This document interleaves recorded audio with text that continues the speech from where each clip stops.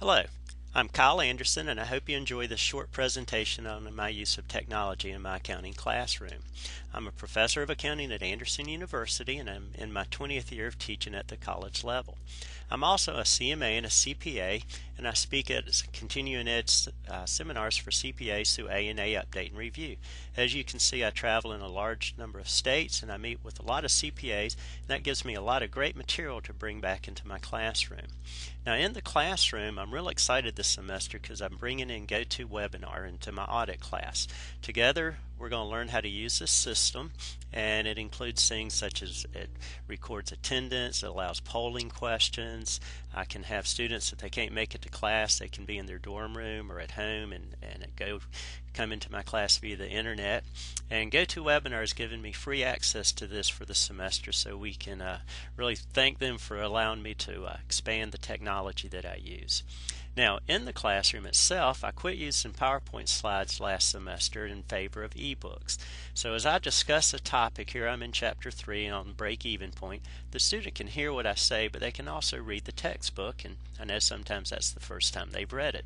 After we discuss a topic, we will go to an actual problem, and so here in the ebook I will go to a problem, and then together we'll work the problem during class, and the students will pull up an Excel file, and together we'll fill in the Excel file.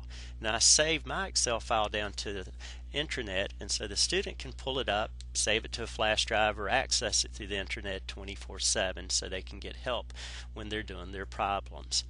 Now, this sets them up for the online homework system. And in this class I use a homework manager. As you see, I have problems by chapter and test in here, but each chapter would have a quiz where I've put down the test bank, and this quiz is probably 140 questions, and then I have problems anywhere from 1 or 2 to 5 or 6 that the problems work by the students, and they have a due date, and after that due date I will give them access to it, but I won't give them the grade.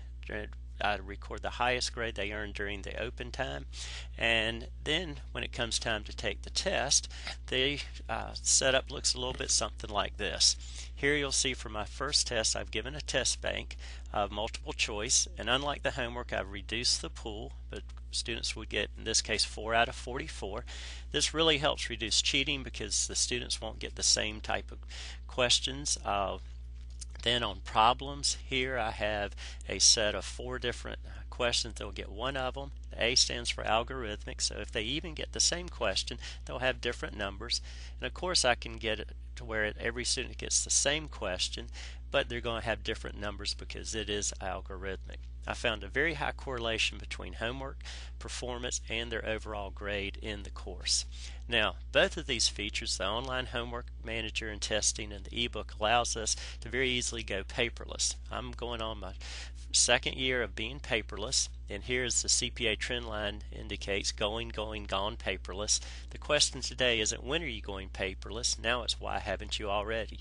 Well, my students will be very prepared and very ready for a firm that has gone paperless, or to help them go paperless. The other software that I love to use in my class is called Camtasia Studio, and I actually use it as a screen recorder and voice recorder for what I do during the class. This is how I'm making this video right now. At the end of class, I will take what I've recorded, and here you'll see the Camtasia Studio, and then I will produce the video, and you see how I have custom settings, and I can make a lot of choices about whether it's a Windows Media, QuickTime Movie, Audio, iPod. I use Windows Media because that's very accessible by just about everybody, and it's a free program. Now, these videos are saved down to the T drive, and that's the intranet there, and the students have access 24/7, so anytime they want to see what happened in class or review something we did, they can download the video and play. I'll give you a quick example.